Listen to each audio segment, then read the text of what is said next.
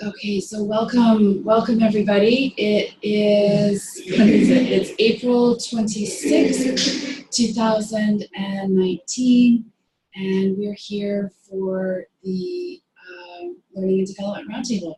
So I am absolutely delighted to have you here, and I'm just going to ask for your indulgence. We had some technical issues this morning, and I'm working actually off of a PC, which I feel it's a good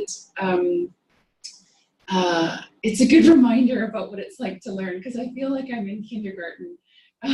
Everything is just harder because I'm so used to a Mac. But welcome.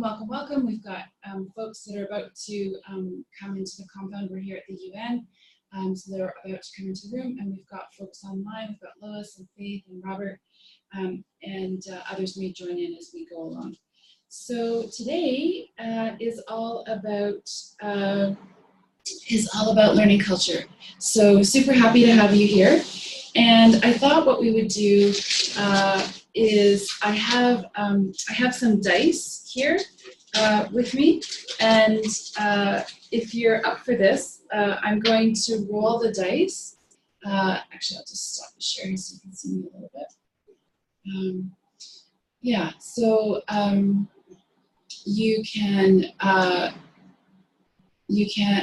going to roll this dice here, and if it is a even number, think about what a metaphor for learning could be, and if it's an uneven number, think about what kind of thing could make up learning culture. Okay, so here we go. Okay, so it's a 6, so that's an even number. So does anyone have a metaphor for learning? So learning is like,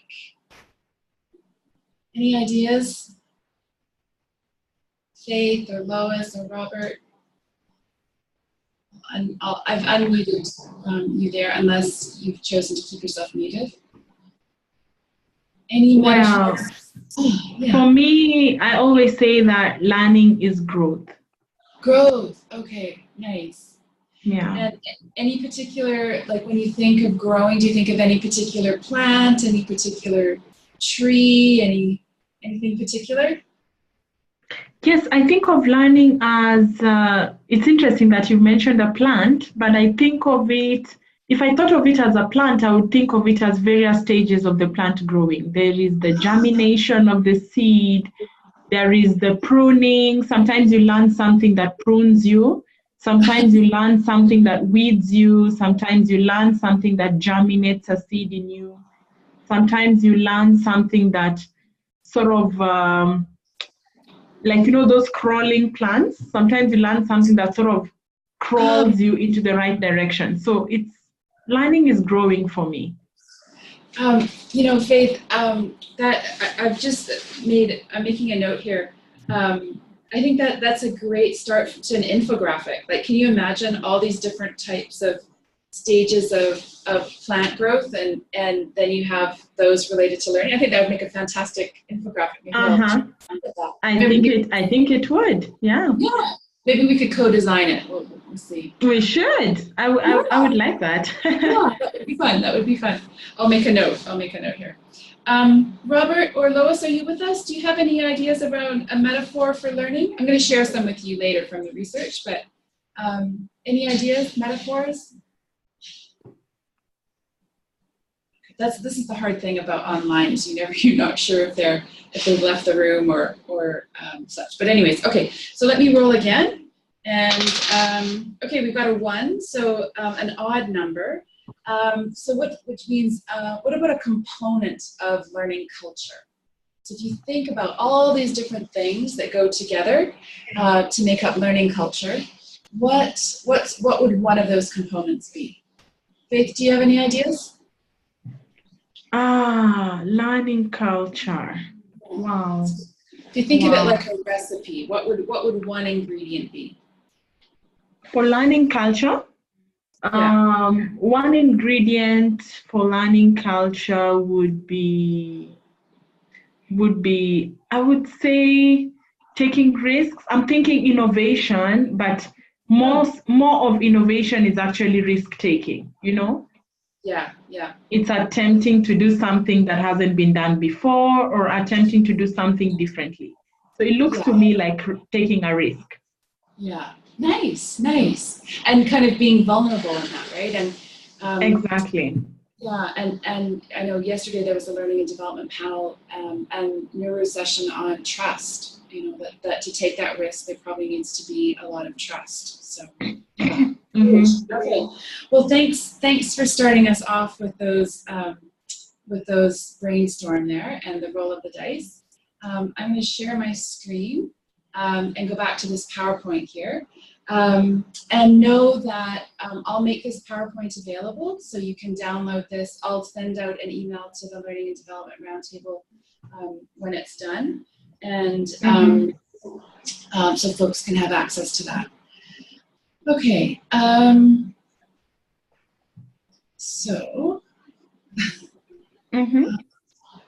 okay. Oh, this is so hard with a PC. It's so hard. There we go. Okay. So today, today with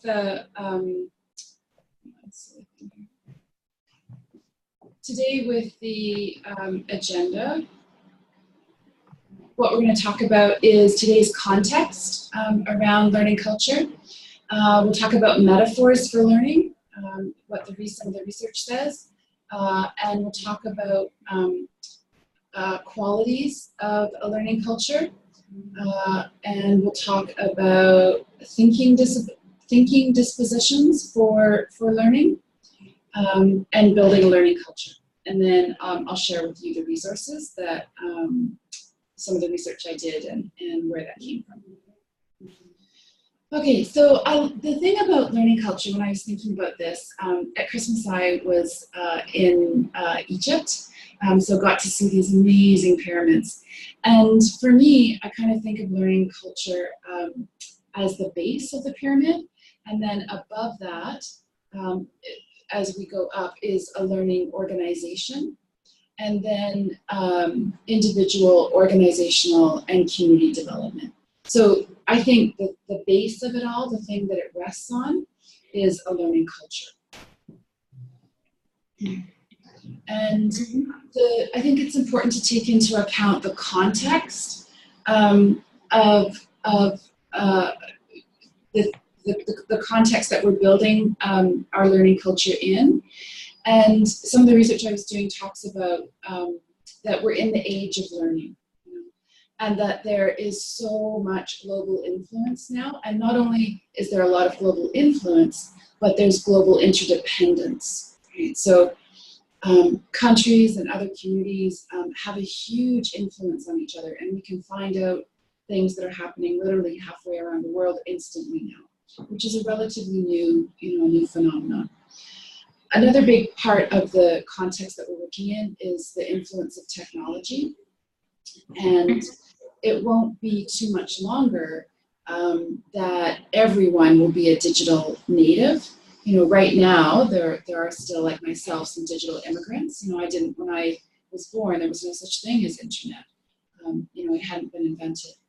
So technology is having a massive influence, and I think really needs to be taken into account when we think about learning culture. Also mobility, right? People's ability to travel, ideas' ability to travel and to spread is a relatively new phenomenon. Also, something in terms of learning that I found really interesting when I was doing some reading on this is the competency trap. That we get stuck in when things are going okay. Things are ticking along and they're okay. And how that can be, without learning, without a culture of learning, how that can be a bit of a trap, right? We don't seek to learn more. We don't seek to innovate. We don't seek to do things differently and improve.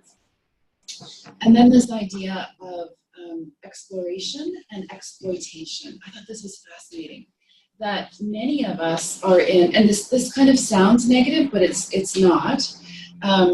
That many of us are in this exploitation phase, which means that we're focused on efficiencies. We're focused on getting things done. We're focused on achieving those objectives, on hitting our quarterly, and annual targets, right?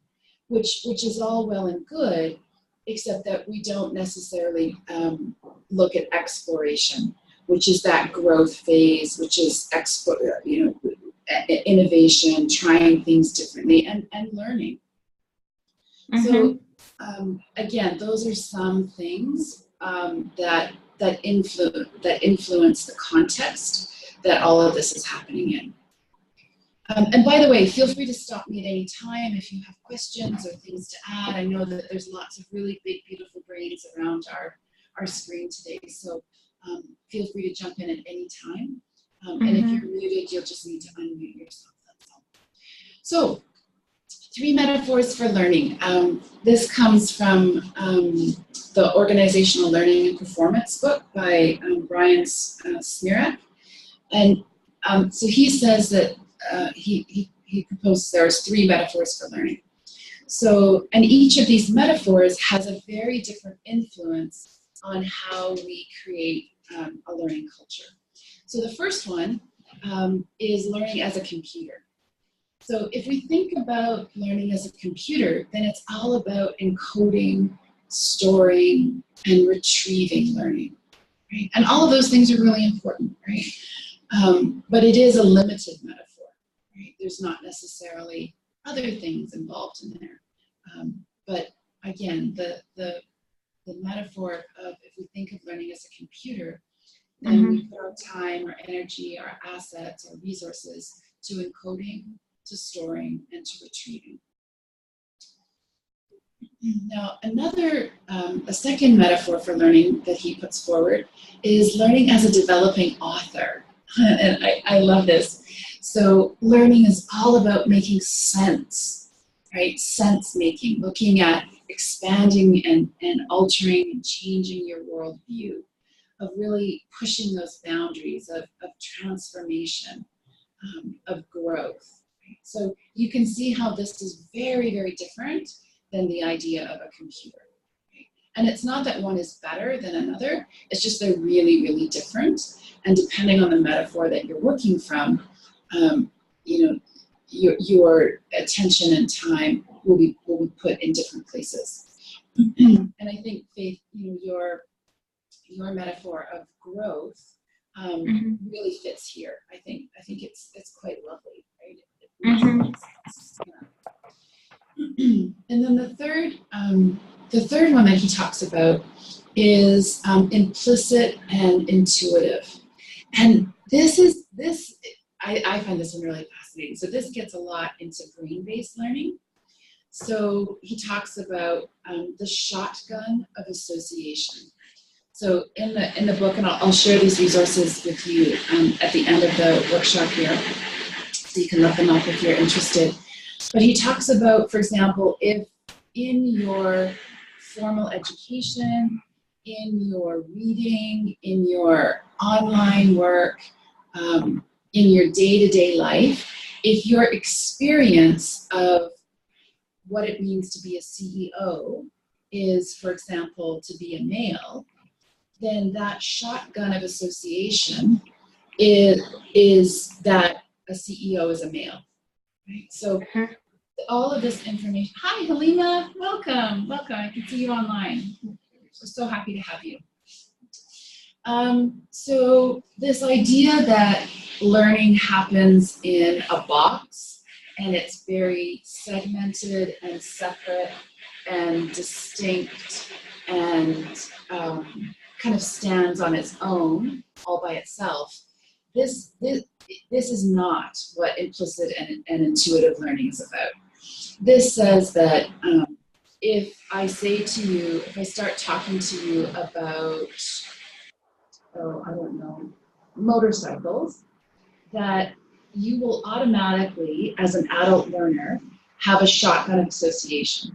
And that shotgun of association means that there's this immediate fan that goes out with all these different associations that come in. So it might be the time that you were little and you put your leg on the exhaust pipe of a motorcycle and got burned. It might be the time that you traveled to, on vacation on a motorcycle and you remember feeling the wind in your hair, But basically the idea here is that we have all of these implicit and intuitive associations, and many of them are unconscious, but they deeply, deeply, deeply affect our learning. Yeah, we actually can see the video presentation she's showing. Halima, I'm just going to mute you there. I think there's some background noise there, but if you have a question, definitely unmute yourself and feel free to make comments at any time. You're so welcome. So also under the implicit and intuitive piece is the halo effect. And the idea of the halo effect is, whereas the shotgun of association is all these really kind of random positive and negative associations, the halo effect is when we implicitly associate a bunch of positive effects with someone. So, for example, if I'm interviewing someone for a job and they're, well, I'm Canadian, so I'll use a Canadian example. If they happen to say something like, they use the phrase "a," so like, "Oh, it's really cold out today, eh?" Like, as a Canadian, probably implicitly, intuitively, I would draw a little closer to them because that's a very distinct Canadian way of speaking. We pepper, some of us pepper our speaking with the phrase "a," like "eh." So I might have this positive halo effect with this person, even though it's got nothing to do with their qualifications. Does that make sense to folks? Any comments, any questions there? Any examples of shotgun association or halo effects that you can think of? I'm just wondering if this is the experiential sort of learning where you experience learning firsthand, the 70% that we were talking about yesterday. Is this the experiential learning? I would say that this is a great question, Faith. I would say that this is a type of unconscious or implicit or intuitive application of that. So through experiential learning, you may have come to associate, well, believe it or not, this is going to sound absolutely ridiculous, but it's actually a really good example of a shotgun association. You're going to think I'm not telling the truth because it sounds so ridiculous, but it is true. I once had a client, a group of participants in a workshop who believed that old men who wore hats were really bad drivers. What? Yeah. They believed that old men who wore hats were really bad drivers. That is a fantastic example of a shotgun of association. So somehow in their learning, in their experiential unconscious learning, they came to associate older men who wear hats with bad driving. So that's a good example of a bad example, right? Because that's obviously, whether someone has a hat on, that has nothing to do with their driving. Right?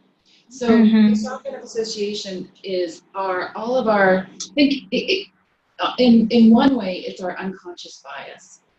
Right? Oh, that person, that person's a woman. Oh, that means I'm going to fill in the blank. Get along with her better, get along with her less well. Oh, she's going to be a better or a less better supervisor. So you're basically talking about learning that involves perceptions and also sort of stereotypes, basically perceptions which have not been proven, but this is learning that, based on experience and perception. That's one type of it, yes. There's lots of different implicit kinds of learning, right? And our biases, our unconscious biases is one example of implicit learning. Another example is a famous example of a fire chief. So you can imagine first responders, right? They have to act very, very quickly, and literally lives can be at stake, right? So this fire chief, they did some research with this particular fire chief, and he was in a burning building with his firefighters, and it was a bad fire, and they were on the second floor of a house, and he said, he immediately, implicitly, intuitively said, get out, get out, get out, get out, now, now, now, now. And he had his team leave the building, and almost as soon as they left, I'm getting shivers as I think about this, almost as soon as they left the building, the whole building collapsed. Right? So when the researchers were working with him, they said, why did you get them to leave? Why did you say, get out, get out, get out? And initially he said he didn't know. He didn't know. It was a feeling. It was a gut feeling. When they dug a little deeper, what they realized is that the sound of the fire was different. The fire was much, much louder than it should have been. And what he realized unconsciously was that the fire was too loud. That meant that there had to be a fire below them that they didn't know about, and that the floor was in danger of collapsing. So that's another example of implicit or intuitive learning. So it's based on intuition. Yeah. Oh, and okay. We tend to have more implicit and intuitive learning, A, when we're experts, and B, when we've done a lot of informal learning. Like we've learned things from trial and error. So you can see when we go back to the computer, if you look at learning from a computer perspective, it's very, very different than if you look at it, that focuses on the encoding, the storing, the retrieval of information. If you look at learning as a developing author, then you look at how are we making sense of our learning? How are we transforming it? And then if you look at implicit or intuitive learning, you're really digging into brain-based learning and looking at, for example, from an organizational point of view, you could be looking at, are we having any implicit bias? For example, this workshop is taking place in Kenya, which is a very tribal country. There's lots and lots of tribes here. So is there any implicit bias in hiring around tribal issues? Okay, now I get it. Yeah. Okay, so are we okay to move on? Yes. Okay, great questions. Love those questions, Faith. Great questions. Okay, so I want to move on now to talking about how do we recognize a good learning culture? What does it look like, when you have a really good learning culture? So based on Faith, there's some background noise there. I'm just going to mute you. There's something going on in the background there. But if you want to ask a question, just unmute yourself, or if you have a comment, definitely feel free to do that. Oh, and I see that we have someone else is online as well. I don't recognize the script, so I can't, I'm not sure what your name is, but welcome, welcome, welcome. So happy to have you here. And maybe, I'm just going to mute you as well. I think there's some background noise there too. Okay.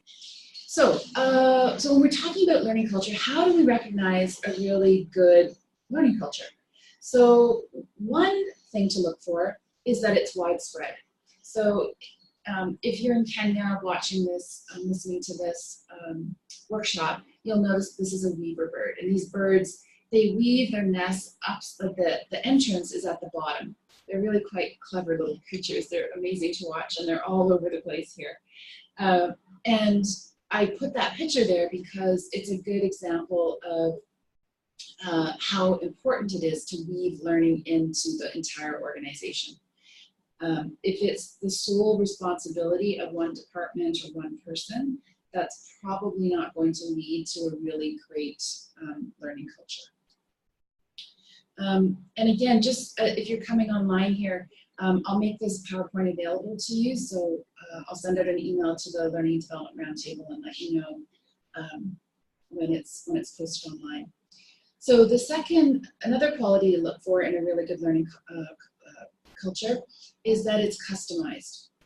you've probably seen this comic. I think it's really great. To be fair, everyone has to sit the same exam, have the same test. Okay, go climb that tree. Said to a bird, a monkey, a penguin, an elephant, a fish, etc.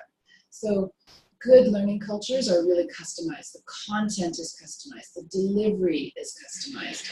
And access and inclusion issues are taken into account. Access and inclusion meaning cultural issues, things to do with age, with gender, ethnicity, literacy levels, literacy, both digital literacy as well as numeracy. All of those things are taken into account. That's a good sign of a healthy learning culture. Another good sign is if the learning culture is linked to organizational goals and the organization's strategy. By the way, folks, how is the sound? There's some drilling going on next door, and I'm just wondering if I should shut the door. Faith, I know you've been chatting. How is the sound okay, Faith, or can you hear some drilling? Sound is okay. It's okay. Sound is okay, but there's a bit of background noise. I don't know. Okay. I'm just going to shut a door here and just see if that helps. So just give me 2 seconds here. Okay.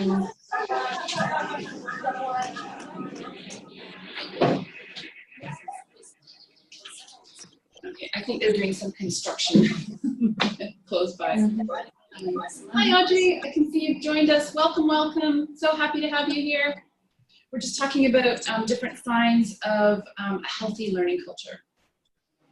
Okay, so a fourth one is that diverse types of people are involved in the learning culture. And when I was reading through this organizational learning performance book, I love this. They had ideas of, are there ambassadors for learning? Can you use your vendors to help with the learning culture, to involve them in learning? Sorry, that should say thought leaders. Who are the thought leaders, both in your organization as well as in other places. And this comes from a book called Learning to Succeed by Jason Wingard. So lots of space for creativity there to think about who can be involved and as diverse as possible in the learning culture. Okay, another one is, in addition to diverse people, you want diverse delivery. So can you use coaching, mentoring, blogging, courses, conferences, meetups, MOOCs, massive open online courses, newsletters, lots of different people will respond to different delivery methods. So having a diverse delivery method is a sign of a healthy learning culture. Another one of my favorites, I'm obsessed with good tech, is maximizing the use of tech. And I've just got a little sort of cartoon here I made. Don't throw in the towel on tech. I know that it can be super frustrating. I've had my own dose of that today because I'm working off of a PC, which everything is hard for me on a PC, trying to switch, different back and forth to things. So, but when tech is working and when it's appropriate to the organization and to the people, it can really expand and extend the learning in ways that we've never been able to do before. Okay, and then another sign of a good learning culture is to have a culture of development.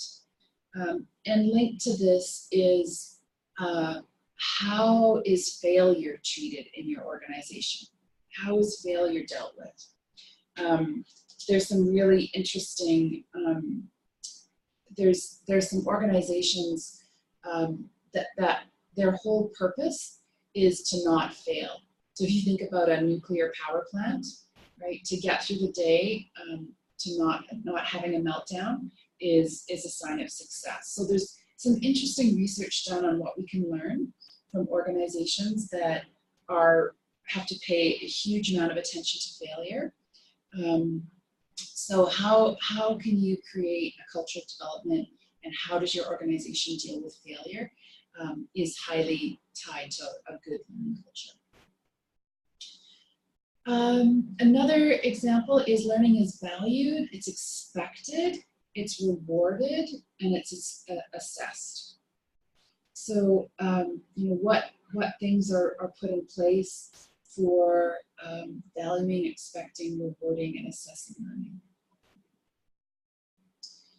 By the way, if you have any examples of these, feel free to jump in. Just unmute yourself and jump in. Another quality is that the engagement, the motivation, and the accountability is really high. So one way to think of this is a little bit of an equation. So if motivation is high, motivation comes from inside, right? So if employees are highly motivated, that comes from internal to them. If they're accountable, it means that they are accountable to other people. And when you put those two things together, motivation and accountability, you usually get a high degree of engagement. And that's linked to great learning culture. Okay, and the last one is, oh, sorry, that was the last one. And then this one is thinking dispositions that foster learning. So I can see, I thought I had done a spell check on this, but obviously I need to do some more learning around this, and I'll clean this up before I post it. So we talked a bit about learning culture. Now to talk a little bit about how do we foster learning, and then we'll finish off with how do you actually build a learning culture. So different dispositions to foster learning. One is a growth mindset. Okay. So that's, what's her name, Carol Dweck's work. She's done a lot of stuff around growth mindset as opposed to a fixed mindset. That's an easy one to track and to encourage in organizations. Another one is achievement orientation. And there's different kinds of achievement orientation. So I can be competitive, I can be achievement oriented for myself. A team can be achievement oriented, different departments, etc. But those, an achievement orientation really, really does foster learning. And the third one is, this one's really quite interesting, is intellectual humility. So Faith, I think you mentioned at the beginning, we talked a little bit about the vulnerability of learning. And especially the leaders in the organizations, so coming from the top down, intellectual humility really fosters learning, because I need to be humble and acknowledge that I don't know everything, right? I need to have humility to realize that there are things that I can learn, as opposed to, oh, I know everything. There's nothing that I don't know. Any comments on that? Any questions? Wow, this is good. I'm just listening to you talk about the thinking dispositions that foster learning. And yes, as a trainer, as someone who cascades learning, I think it's important that we know that the people we are training do not necessarily not know anything. And we can also learn from them. And it's always a learning experience. You know, I enjoy training because sometimes I come out of some trainings having learned more than I've given away. I feel like I've learned something new, a new way of doing things, a new idea, a new paradigm. This is really good. However, Leanne, I'd like to drop off in 2 minutes because I have another meeting at 11. Yeah. If you don't mind, please share the resources with me, and even the PowerPoints, if you don't mind. I would really love to see the rest of it, and please always inform me whenever you have a roundtable. I'd like to learn with others. Yeah, absolutely, Faith. I'll send, I usually get them posted in the next week, so I'll send out an email for that. I'll also send out, because I know some of you online are new and aren't members of the roundtable, so I'll send you a link of how you can join, etc. But yeah, all of this stuff is, as well as 6+ previous years resources, are all online. So I'll give you the link for that, and that will definitely include this recording. There'll be the video recording. I'll post the PowerPoint, and I'll also post an audio recording, so you have your choice of how to access the materials. So yeah, so my pleasure, and I'm so glad that you could join us for the time that you could, and happy weekend. Thank you. Okay, you too. Bye. Thanks, Faith. Bye-bye. Bye.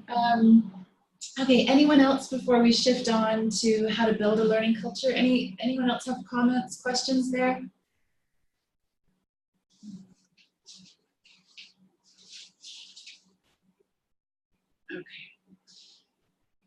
Okay, by the way, it was an interesting exercise to try to pick a picture for humility. And my virtual assistant picked this dog, and I thought, oh, that's a good one. I was really curious what he was going to come up for humility. It's a hard thing to find a picture for, and I thought, oh, good call. Yeah, dogs are humble.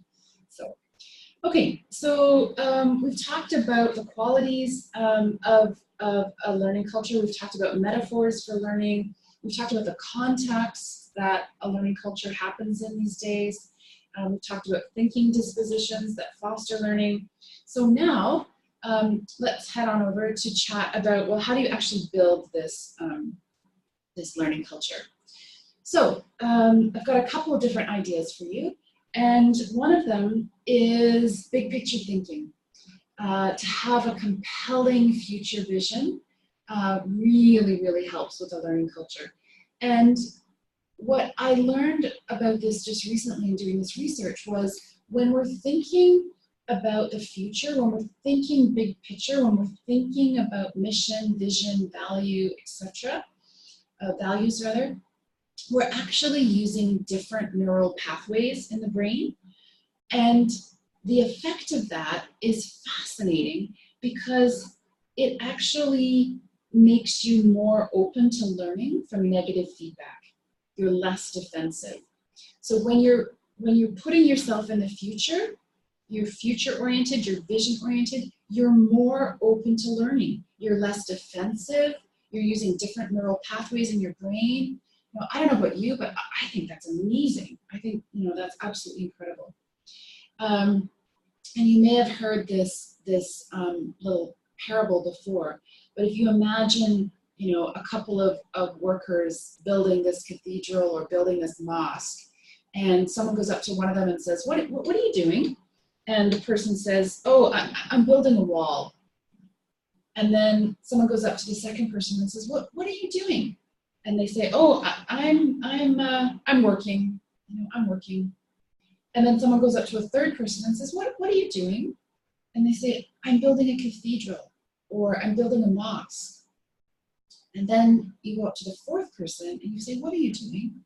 And that fourth person says, I'm creating a space, a safe space for people to worship and come together and build community and create peace.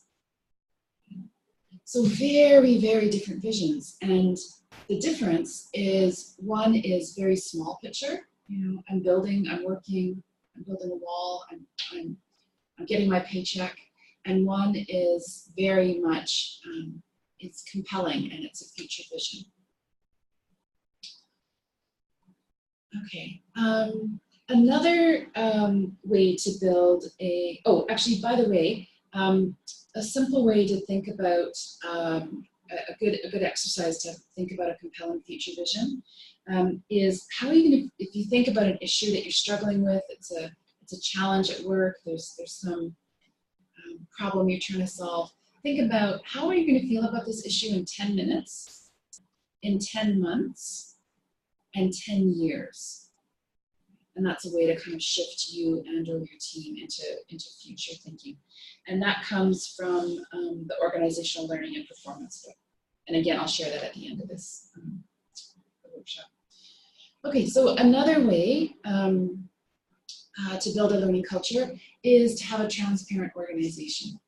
And there's some amazing examples in the research about radically transparent organizations that make everything transparent.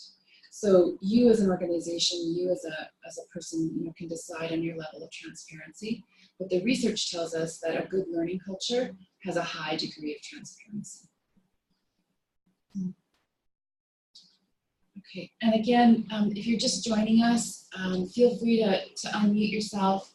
If you have examples, stories to tell, questions to ask, comments to make, you are most welcome to do that at any point in time. Okay, another really important thing around building a learning culture is creating psychological safety. And I have a little, if you can unmute yourself, I'd love to hear your guess for this. This really surprised me. So if you think about the ratio of positive comments to negative comments for high-performing teams and low-performing teams, what do you think is the difference between positive comments made in a high-performing team versus a low-performing team? So in a moment, I'm going to tell you the ratio of positive comments to critical or negative comments for high-performing teams. And I'll tell you the ratio of positive comments to negative comments in low-performing teams. But right now, I'd love for you to guess, what do you think the difference is between the number of the number of positive comments between a high-performing team and a low-performing team? So I'll get you started. So high-performing teams have many more positive comments than low-performing teams. But do you think they have like 50% more? Do you think they have 100% more? Do you think, like, what? Anyone want to take a guess?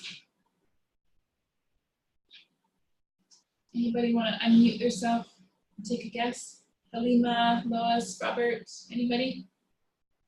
Oops. Okay, I'll tell you. Hi, Robert. Hey, hi, Robert. Hey, I've been here in a public place. That's why I've not been talking about. So okay. I would give it 75-25%. In a high performing, there would be 75% of positives, 25% of not really negative, but not purely positive. And the reason why they don't affect the performance is because the high performing team has a way of taking seemingly not very positive feedback. Okay. Sorry, Robert, can you repeat that again? So how many more times positive comments do you think high-performing teams make than low-performing? By what factor do you think? In percentages, I would put it at 75%. 75, okay. Anyone else want to make a guess? These are great guesses.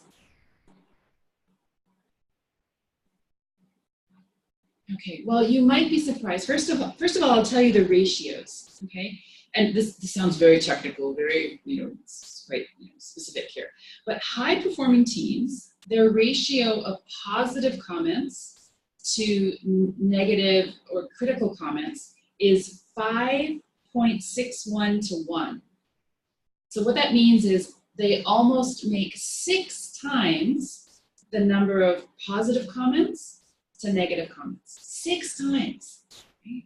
So for every negative comment they make, a critical comment, they make almost 6 positive comments, okay, for high-performing teams. Now for low-performing teams, for every 1 negative comment they make, they make 0.36 positive comments. Okay? So the ratio for high-performing teams is 5.61 to 1. So 5.61 positive comments to 1 negative comment. And low-performing teams is 0.36 positive comments to 1 negative comment. So that difference between the positive comments is a 16 times factor difference. That's a difference of 16, what is that, 1,600%.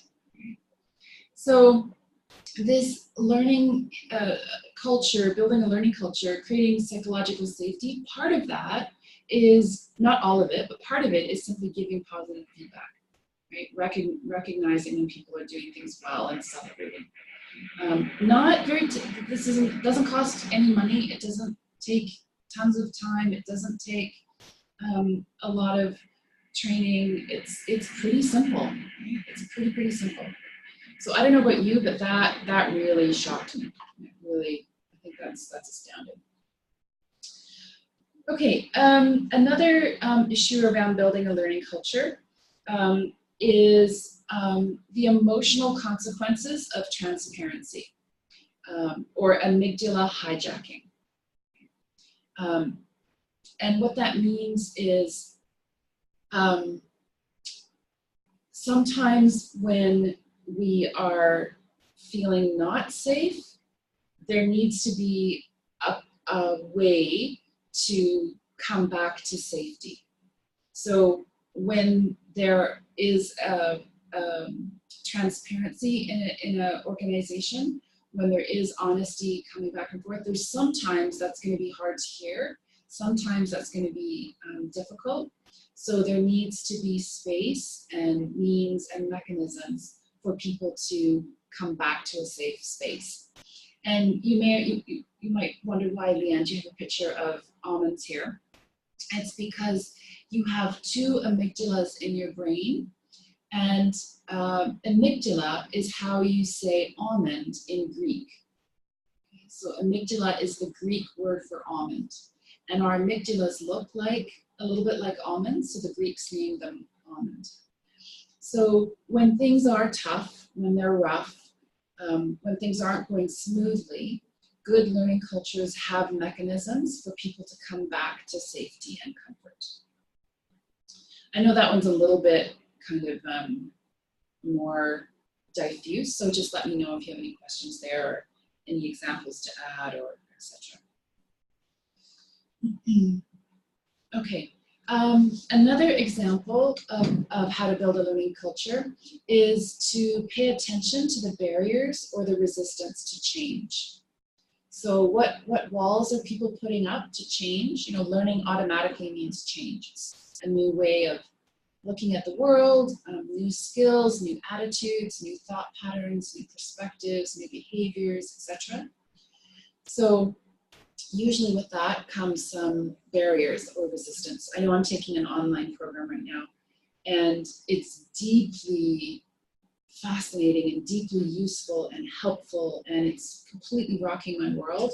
And there are times where I felt like I had just been slogging through the mud with a 500-pound pack on my back, and it's been really, really hard. So good learning cultures pay attention to this, and an easy way to think about this, about barriers or resistance to change, is they usually come in two formats: cost and culture. So a cost to change can be time, it can be resources, including money. You know, so what are the costs to the change? And what does the overall organizational culture have to say about change? So how can we address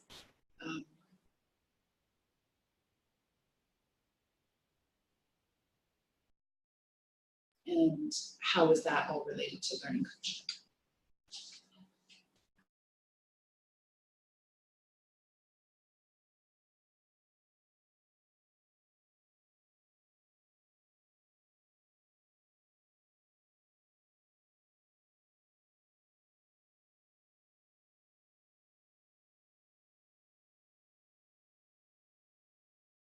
Called HROs, high reliability organizations. So they're things like nuclear plants, and I think they're called aircraft carriers, those ships out at sea that that planes can land on. You know, they have to be exceptionally focused on safety and learning from failure. Some of the research I was reading in terms of learning from failure talked about breaking the code of silence. You know, sometimes organizations work really hard to cover up failure, right? And they will do everything in their power to cover it up. So breaking that code of silence, having a blameless reporting system. One HRO, one high reliability organization I was reading about, this hospital, they talk about the Swiss cheese model. So if you imagine, Swiss cheese is that cheese that has those big holes in it. And what's interesting is when we fail, we tend to blame the situation. So when I fail as an individual, I tend to blame the situation. But when someone else fails, we tend to see them as incompetent. So we have different standards depending on who's doing the failing. So one of the ways to look at learning from failure is to use this Swiss cheese model. So if you imagine a bunch of slices of Swiss cheese lined up, and in some cases the holes will line up from one piece all the way to the end, and in some cases the hole doesn't line up, and if you're trying to get through that hole, you're met with a wall of cheese. If that makes sense, if this Swiss cheese example is making sense. And so what the HROs, the high reliability organizations, focus on is that failure is often very complex, and it's systemic. There's a bunch of things that happened.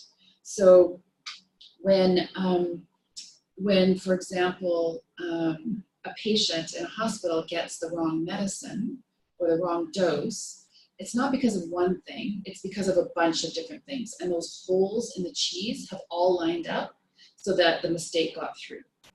So one organization, I love this hospital, they actually go around, they sometimes post them on the walls, or they will have someone go around with a clipboard with doctors' prescriptions, and it'll be taped on the wall at the top, and then they'll say, okay, what does this say?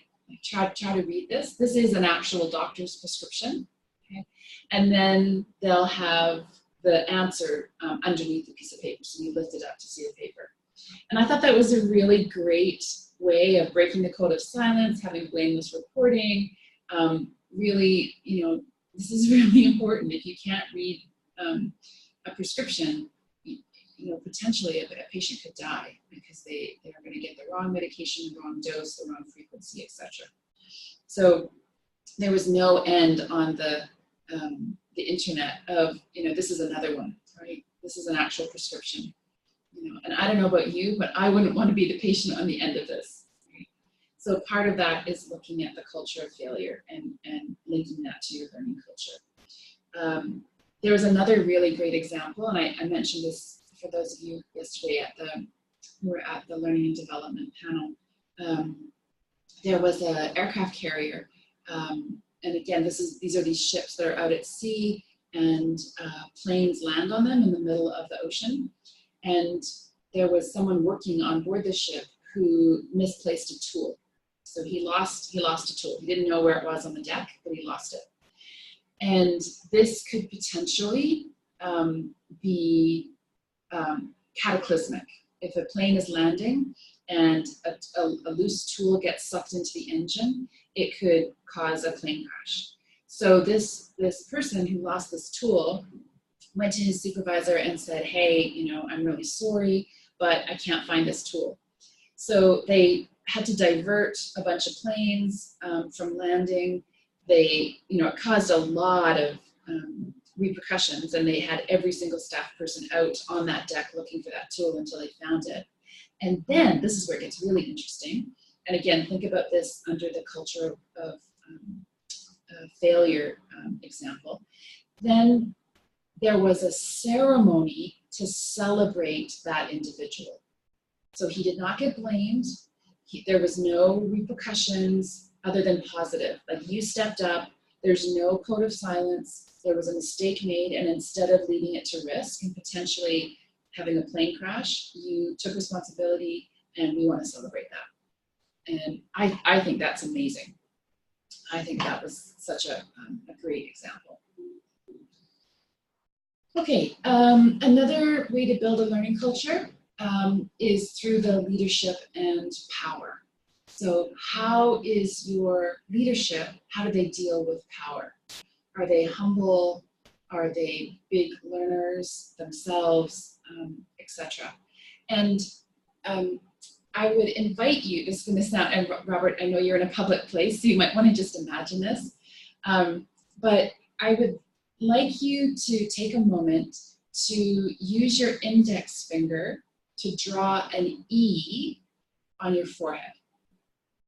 So if you're not in a public place, Robert, you can just imagine yourself doing this.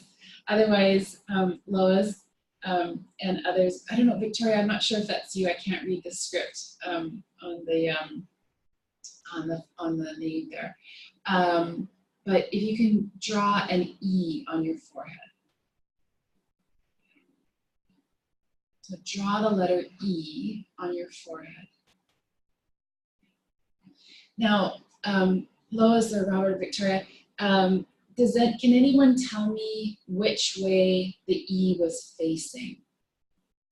Which way was the E facing? Robert, are you able to unmute yourself and let me know?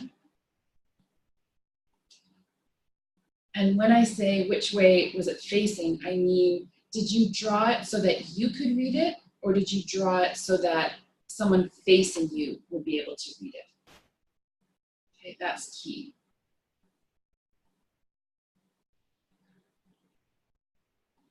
Okay, while you're thinking about that, just let me tell you that 88% of lower power status people drew an other orientation.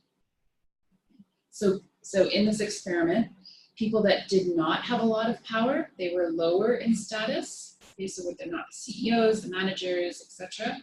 Okay, but they have lower power, lower status at work. They drew the E facing outwards so that people facing them could read it. So I think that's just a really simple, quick, easy way to look at what is your orientation and how does that relate to power. That was kind of interesting.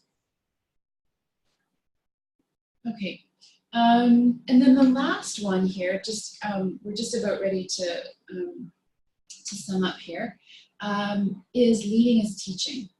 So are the leaders in the organization, are they teaching? Is that part of their role? Jack Welch, who is probably the most famous CEO of the 20th century, or one of them at least, he used to be the CEO of General Electric. He had all of his staff have these 2x2 cards that looked at their values and their personal performance, and other people could see those. So, and he saw a big part of his role as a CEO as a teacher. That was a really big part of what he did. So we have covered a lot of ground, and we've had some glitches, some technical glitches. I know Halima's been on the call, and I think Victoria, so I'm assuming there was not able to get in at the gate here. So we'll continue to work on that, figure out what happened there. But as we finish up the formal part of the workshop, I'll just show you here.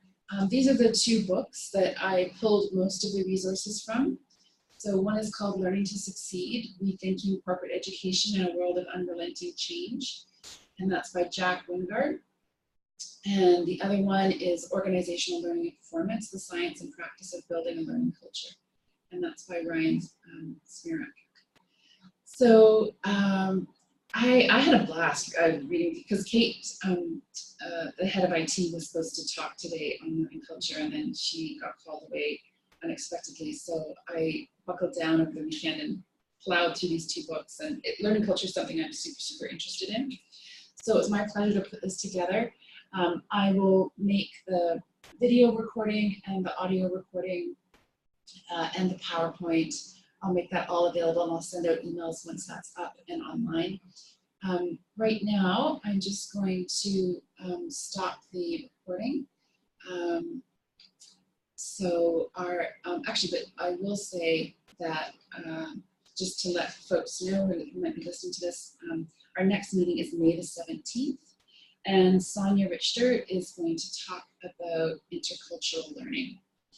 So I'm going to stop the recording here.